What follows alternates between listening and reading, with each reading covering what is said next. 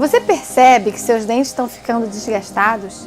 Você acorda com seus músculos da face cansados?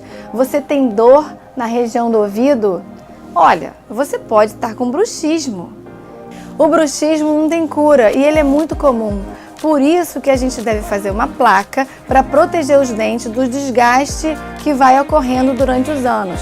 Até as crianças podem ter bruxismo e por mais que os dentinhos de leite sejam trocados, a gente também pode fazer uma placa para proteger o desgaste desses dentinhos. Se você ainda não tem uma placa de bruxismo ou conhece alguém que precisa, agende uma consulta para que você tenha melhor qualidade de vida e mais qualidade no seu sono.